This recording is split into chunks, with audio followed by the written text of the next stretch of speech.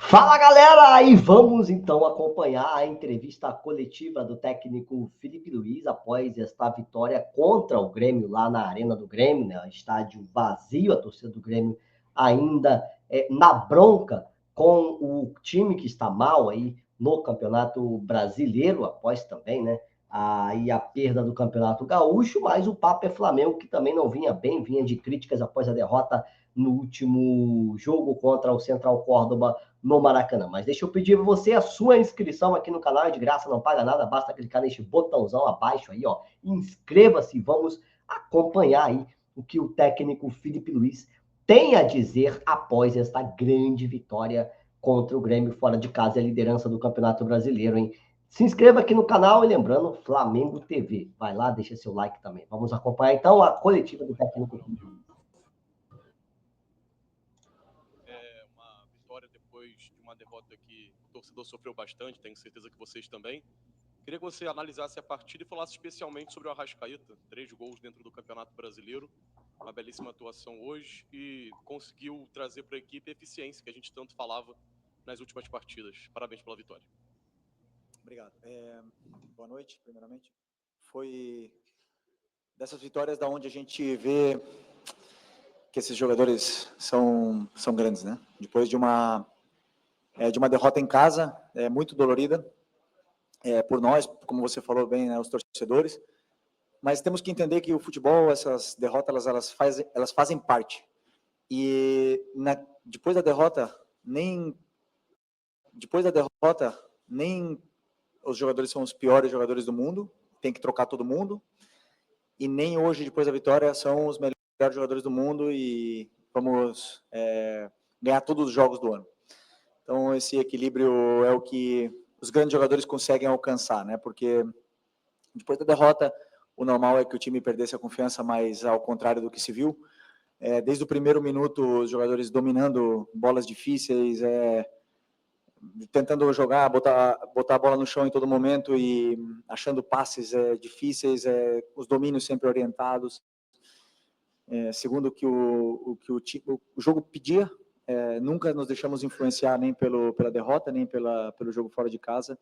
Isso realmente demonstra somente uma coisa: o nível dos jogadores, o nível dos atletas que estão hoje no Flamengo, né? E um deles é o Arrascaeta, como você falou, que uma das coisas positivas, eu falei, nem tudo foi um desastre no outro dia, eu falei isso na coletiva, uma das coisas positivas foi o Arrascaeta no outro dia, que ele jogou bem, porém, não foi nossa noite, mas hoje sim, né? Hoje são desses jogadores que nós temos que aproveitar enquanto está aqui, porque é um jogador especial, ele é diferente, ele faz a diferença, e eu já falei muitas vezes, vou falar de novo, é um jogador que escolheu, um jogador desse nível, escolheu passar os melhores anos da sua carreira no futebol brasileiro. Isso nós temos que valorizar muito, tá? E vão viver momentos ruins, e vão vir cobranças, mas esse Arrascaeta aí são poucos os que pisaram aqui no Brasil, são poucos estrangeiros que pisaram no Brasil e fazem o que ele faz. Aqui. Tudo bem, Felipe? Parabéns pela vitória. Eu queria te ouvir um pouquinho sobre a estratégia que tu desenhou para o jogo de hoje, levando em conta o que tu estudou do Grêmio também, do teu adversário, que joga muito na base da ligação direta.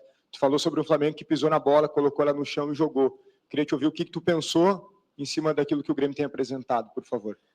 Bom, primeiro eu vi na análise que o Grêmio era um time que costumava encaixar no meio, e eu imaginei que eles fossem encaixar nos nossos 2 volantes, mas aí nós já temos uma saída limpa com um dos zagueiros, né? Mas não foi assim, eles não encaixaram de um princípio, deixaram nossos volantes jogar. Isso nos deu saída, porém, às vezes era mais difícil a progressão da jogada, né? Porque, claro, se os nossos jogadores determinantes da frente estão todos marcados, então a progressão não era tão boa. O plano de jogo inicial, que era uma caída dos volantes, não estava funcionando do jeito que a gente esperava e que a gente imaginou antes do jogo, mas depois com os ajustes eles entenderam bem aonde estavam os espaços e começaram a encontrar. Mas o que acontece é que os próprios jogadores dentro do campo eles se ajustam, né? O Grêmio foi se ajustando, foi pressionando, foi encaixando melhor a pressão e por momentos tivemos dificuldades de sair, mas eu acredito que com a estrutura e com a qualidade dos jogadores do nosso time é muito difícil que eles se apertem, né? Porque eles têm muita qualidade e muitas vezes, mesmo pressionados, eles conseguem sair por uma vantagem qualitativa, que, por exemplo, é o caso do Gerson, que com a bola, ele não perde a bola. Então, isso nos dá uma facilidade para sair mesmo pressionados e assim foi, encontramos os espaços e conseguimos machucar o Grêmio nesse caso. Mas o Grêmio é um time de muitos encaixes e nunca é fácil superar esses encaixes de pressão no meio campo. Porém, quando você escapa desses encaixes, você acaba dentro da área, foi isso que aconteceu e acabamos 2 ou 3 vezes dentro da área no primeiro tempo que poderiam ter sido um placar mais elástico. Okay. Boa noite, Felipe. Prazer revê-lo. Parabéns pela vitória.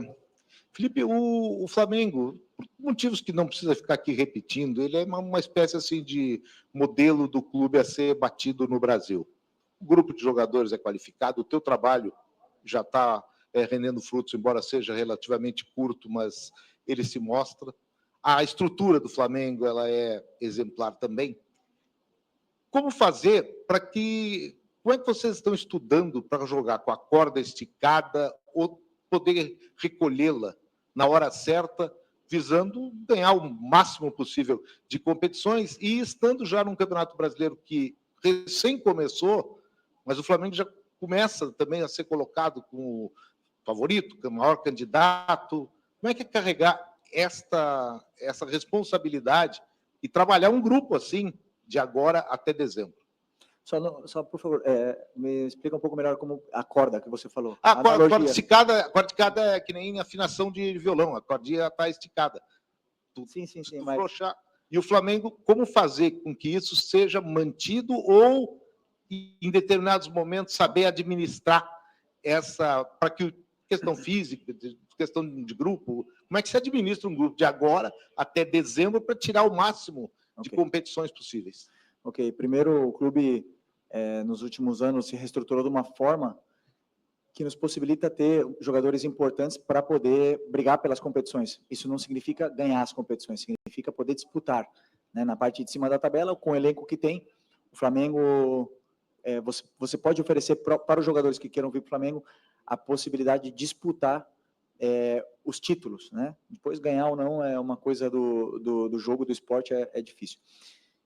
Eu, particularmente, trabalho de uma forma onde eu sempre viso jogo a jogo e a corda que você fala é a nível físico, né? Na minha concepção, também um pouco da experiência que eu tenho como jogador, como eu passei por todos os processos, jovem, depois, no melhor momento, dos 28 aos 32, depois, já ladeira abaixo, então eu senti o que os jogadores sentem hoje, tenho bastante esse feeling, tento aproveitar o máximo possível do que o departamento médico me dá de informação para poder decidir.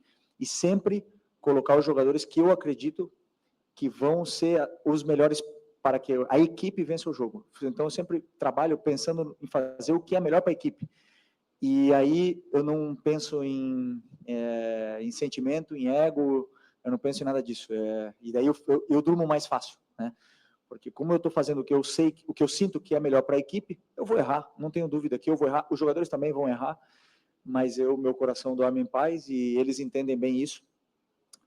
E acredito que daqui até o final do ano, a única mensagem que eu tenho para os meus jogadores é que eu vou precisar de todos eles. A gente já viu isso no Carioca, todos jogaram, já vimos isso no campeonato, são muitos jogos, e isso é o elenco qualificado que hoje o Flamengo tem para poder disputar.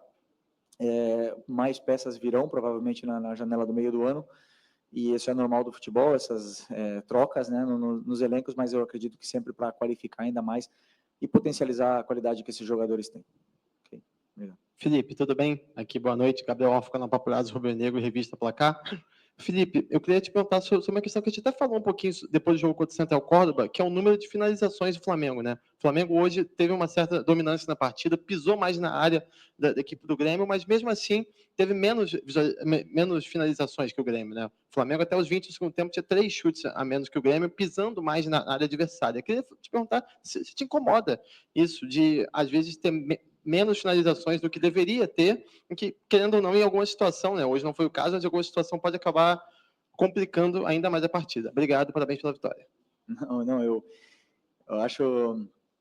Legal, porque assim, hoje, eu sempre falei para vocês, né? Vão ter dias que nós não vamos ter tantas finalizações, porém vamos estar mais finos de cara a gol, vamos fazer gol. E vão ter outros dias que nós vamos chutar 30 vezes e a bola não vai entrar, como foi o último jogo do Central Córdoba, onde tivemos chances claras e não fizemos. Fizemos um de falta, né? mas não fizemos gols. Isso é natural do que o adversário ele permite para você. Como eu falei, o Grêmio é um time de encaixes que te dá uma dificuldade maior na saída, porém, a que você escapa, você tem uma chance mais clara, ou uma chance de pisar na área, como você falou, mais clara. Depois, a finura do jogador ali, o momento de forma dele, isso, cada um vai passar por momentos diferentes. E aí os números dizem, né? Um jogador como o Arrascaeta tem uns números incríveis e outros não tem tantos números como ele, como o Pedro. E isso é totalmente normal do futebol. Agora, numa vitória no campo, na Arena do Grêmio, contra um time super qualificado, um time muito bem treinado, como eu falei, com encaixes, com tudo mais, fora de casa, segunda seguida fora de casa no Brasileiro, nós temos que olhar o lado positivo. Nós não podemos só olhar porque o Flamengo finalizou menos, porque não sei o quê, porque a bola não entrou. Então, eu sou o treinador positivo. Entendo que você seja mais negativo nesse ponto, mas eu olho sempre as coisas boas que a gente fez e as ruins já é o meu trabalho corrigir elas e para isso que me pagam. Felipe, boa noite primeiramente, né? Parabéns pela vitória. Eu gostaria que tu falasse, né, uma análise tua da partida do Bruno Henrique, né? Tu falasse sobre as possibilidades de ataque que o Flamengo teve. O Bruno Henrique, infelizmente, acabou falhando em 2, 3 oportunidades. E queria também que tu comentasse sobre a situação do Pedro. Tu já vê ele pronto e apto para o próximo jogo contra o Juventude no Maracanã? Boa noite.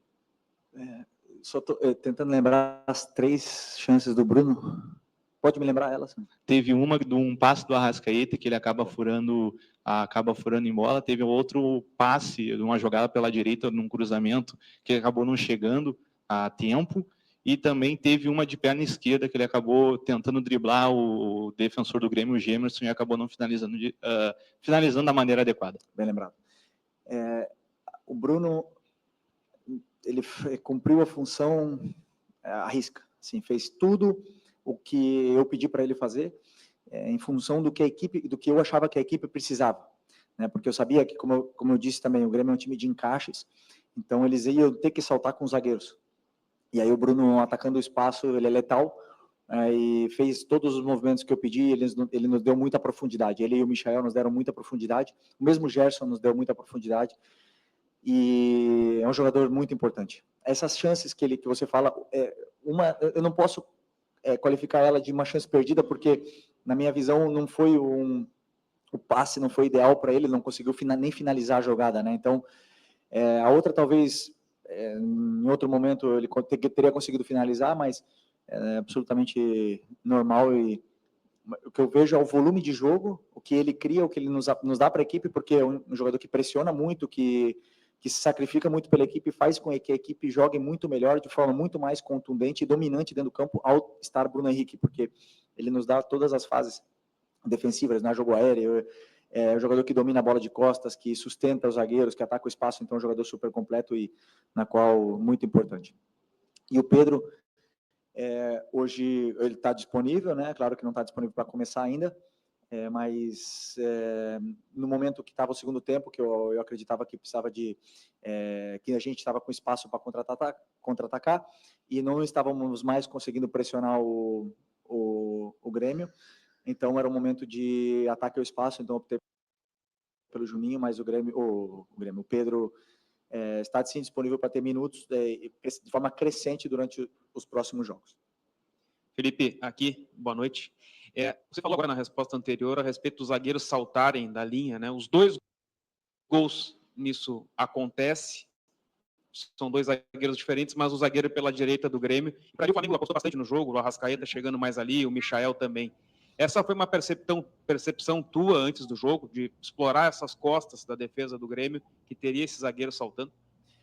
Eu não vi os gols ainda, então eu não consigo, eu só lembro que o Arrascaeta driblou o goleiro no primeiro, e no segundo foi uma saída de bola pela lateral, né? Eles fizeram uma saída de uma triangulação bonita e o Arrascaeta conseguiu escapar e conseguiu finalizar, né? Mas claro que um dos dos pontos que a gente pede sempre é que exista o ataque ao espaço, porque, para mim, o time mais difícil de marcar é o time que ataca o espaço o tempo todo, e isso o Bruno, Michael, o Gerson, o próprio Arrascaeta faz, e incomoda muito, mas com certeza tem preparação nesse estudo, sim. Boa noite, Felipe. Parabéns pela vitória. Felipe, tu é um técnico jovem, né? Está aí se destacando nos maiores clubes do Brasil e tu sempre se posiciona muito bem, né? Eu admiro isso. Tu acabou praticamente, né? Saiu do campo ontem, né? Para assumir aí de ser treinador do Flamengo. E eu acredito, eu vou trazer uma pergunta um pouco extra-campo para ti, tá?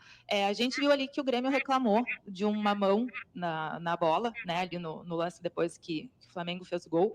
E eu penso que se tu tivesse em campo como jogador, capitão, como tu fez, tu também reclamaria com o árbitro se fosse teu time adversário. Acredito que o VAR ele tem a função também de ajudar o árbitro dentro de campo. E, infelizmente, a gente não está vendo isso, não só no jogo do Grêmio hoje, mas do Grêmio Palmeiras, semana passada, e o Cruzeiro Internacional. E a gente viu que os árbitros também foram afastados desses jogos.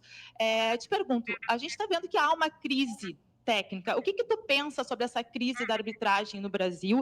E tu acha que tem uma solução a curto prazo, até porque esses afastamentos fazem mal para o futebol brasileiro?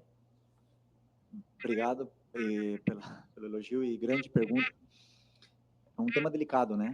Primeiro, se a gente quer melhorar, nós precisamos de investimento. Precisamos investir em estudos e melhores, prepará-los melhores. Mas eu posso afirmar, em 5 anos que eu joguei aqui no Brasil, agora no final de carreira, que eu vi muitos árbitros muito bons, muito bons. Seria até injusto citar nomes deles, mas eu sempre falei nas entrevistas, né? O próprio Klaus, o Davi, tem vários, não vou ficar citando o nome deles aqui, mas são muito bons, né? E assim, cada um tem uma opinião.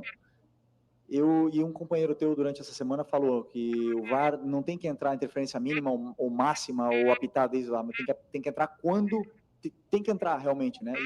E é uma linha, uma régua fina, é difícil de a gente analisar, né? Mas o que eu gostaria realmente que não houvesse muita interferência, se não é um lance claro. Se é um lance claro, deve haver interferências. Impedimentos, eu acho que veio para, sim, ajudar muito, porque era muito injusto você perder um jogo com impedimento de 2 metros, e essas coisas vieram para ajudar, e o VAR também veio para ajudar. Precisamos continuar investindo, que eles possam continuar estudando, que eles possam continuar se corrigindo, porque no final das contas é só a experiência e as horas de correção de trabalho que vão fazer eles chegar à perfeição, mas eu tenho certeza que eles querem se aperfeiçoar ao máximo possível, porque ninguém gosta de ser criticado, de ser afastado, nem nada disso, né? Então, eu não vi o lance desse ainda, né? Não vi o lance, mas o que eu sim gostaria, e aí uma coisa minha, mas é que o árbitro do VAR que chamasse o árbitro para assistir a imagem, que eles não se comunicassem, porque eu sinto muitas vezes que influencia na tomada de decisão do árbitro, que ele só vai lá ver as imagens, que mostrem as imagens de todos os ângulos para ele, todos, já que ele vai lá, que sejam 10 ângulos, e aí ele analisa sem a opinião de ninguém, ele, sozinho, e aí ele vai ver se ele mantém ou não mantém. Isso seria, eu acho que, o ideal para a gente poder melhorar, mas assim, nós temos bons árbitros aqui no Brasil, bons mesmo de verdade, porque a gente sempre fala da Europa e tudo mais. Os únicos, para mim, que são referências são na Premier. Na Espanha tem o mesmo problema, na Itália tem o mesmo problema, então reclamam muitas vezes de barriga cheia, porque eu tenho certeza que esses árbitros se esforçam muito para poder serem tops. Professor, boa noite. Lucas Golatti, da Rádio Galera. Você já disse em entrevistas anteriores, tem como referência na profissão o Diego Simeone, o Jorge Jesus, e até a gente já observa algumas características. E, recentemente, descobrimos que também tem como referência o Diego Zerbi, o Zerbi. E aí o Flamengo, inclusive, realiza alguns conceitos como atrair para libertar nas costas. E aí eu queria te perguntar... como você definiria o seu modelo de jogo, tendo essas referências como o Diego Simeone, Jorge Jesus e também o Zerbi? Grande pergunta para tomar um café, mas não para contar aqui na coletiva o meu modelo, né? Mas tentei, conjunto com o meu auxiliar, criar um modelo, como eu já falei várias vezes, onde a torcida se sentisse identificada e tudo mais, mas principalmente a forma de atacar o que eu mais sofri no campo, né? O que mais me fizeram sofrer no campo. E quem mais me fez sofrer no campo foi o Guardiola. Ele é a referência, ele mudou o futebol e claro que ele nos inspira a todos. Hoje o futebol é muito diferente por ele. E cada treinador jovem vem com ideias e conceitos novos, onde eu pelo menos não tenho vergonha nenhuma de falar que eu copio treinadores de fora, copio treinadores do próprio Brasil, coisas que eu vejo e eu acho interessante, e tentamos copiar e colocar no nosso modelo, né? Mas o modelo, se eu pudesse resumir, seria pressionar, esse é o primeiro, e depois seria, porque você falou da atração, né? E é uma coisa que eu não gosto, de que os adversários nos venham a pressionar, uma coisa que eu não peço para eles atrair, só que o jogador com tanta qualidade, como o Léo Ortiz, como o Léo Pereira, eles têm a zona de segurança entre eles e o adversário muito pequena. Então, eles se sentem confortáveis com o adversário perto deles. E isso são características deles que fazem os times, atraem os jogadores para poder liberar os espaços. Mas eu não peço realmente isso, porque o que eu passo para eles é a progressão. Então, chamaria talvez jogo de progressão, meu modelo. Felipe, aqui, Gustavo. Estou aqui com belo material de pré-jogo que a assessoria do Flamengo manda para a gente. E aqui aponta que o Felipe continua com apenas 2 derrotas, 22 vitórias, tem menos derrotas, mais títulos do que derrotas. E o jogo Fortaleza e Inter começou agora, está 0-0 ainda. O Flamengo é líder do campeonato. Isso tudo te motiva, te empolga ainda mais? E a segunda, você diz que normalmente só analisa o próximo adversário. E com relação à tabela, é assim também? Ou tem projeção de tabela? Não olho a tabela, eu penso sempre, você não controla na tabela, né? Então, a única coisa que você controla é o próximo adversário. E o que eu penso, sim, nos campeonatos, nas ligas, campeonato nacional, como o Campeonato Brasileiro, que é um campeonato que não tem final, que é de pontos corridos, o começo é muito importante, né? E os jogadores começaram muito bem, começamos empatando em casa, mas vencendo 2 jogos fora, então, o que nos dá é um bom começo, mas é uma maratona.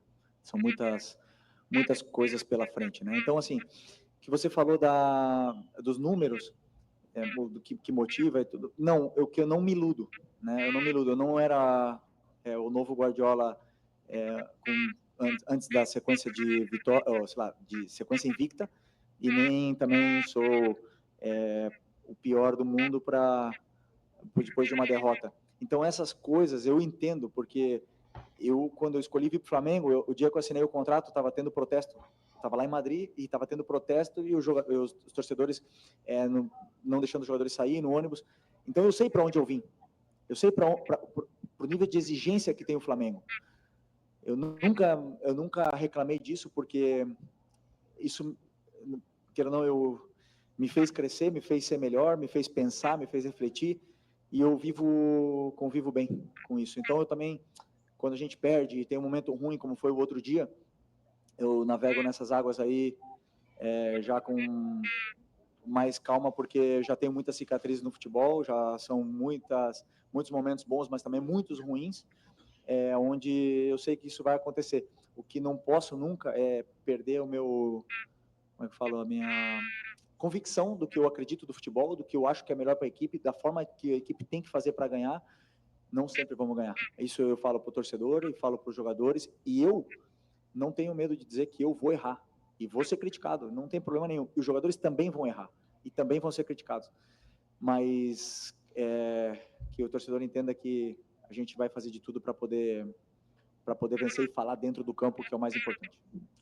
Felipe, boa noite. Boa noite. Felipe, pelo que você falou aí, pelo que a gente já conhece do seu trabalho de jogador e agora de treinador, a gente pode afirmar que você é um dos poucos hoje no Flamengo que conhece tão bem o Flamengo por tudo que você passou.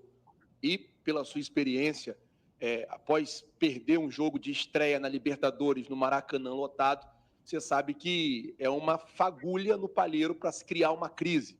Queria saber como é que você geriu quinta, sexta e ontem para que o time não sentisse aquela derrota de quarta, na verdade, a pressão que começou a se fazer em torno desse jogo de hoje, chegasse hoje, fizesse uma partida com tranquilidade, abrindo o placar já no começo do jogo. Como é que você geriu tudo isso aí? O que você passou para os jogadores nesses últimos dias?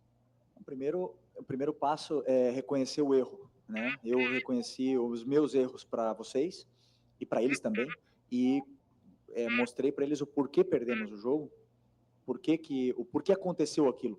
Porque muitas das vezes o resultado não vem, mas e o caos se instaura na parte externa, o que é normal, porque a gente nunca vai mudar o torcedor do Flamengo, ele é muito passional, ele tem esse amor tão grande pelo Flamengo, porque a gente já falou várias vezes que os torcedores eles não comem às vezes para ir assistir um jogo. Então a gente já sabe disso, não vamos mudar o torcedor, mas a gente tem que saber o que estamos fazendo. Então o primeiro passo é reconhecer o que a gente fez de errado, reconhecer e assumir os erros. Não tenho vergonha nenhuma de dizer, e falei na entrevista depois do jogo, e falo de novo, errei em algumas tomadas de decisão naquele jogo, e vou errar de novo em outros momentos, mas reconhecer isso aí nos dá a tranquilidade de que e saber se perdoar para ir para o próximo jogo. Mas aí o fato de eles terem entrado hoje com confiança e não pensarem no jogo, isso é por eles, pelo nível dos jogadores que estão no elenco hoje, porque são jogadores muito grandes que já passaram por momentos difíceis, já conhecem o clube também, já sabem como funciona a torcida e conseguem apagar rápido o que aconteceu no jogo para poder vencer o próximo jogo. Então, aí não é meu trabalho, aí é realmente o nível dos jogadores que faz o time reverter rápido essa situação. Tá bom? Obrigado, boa noite.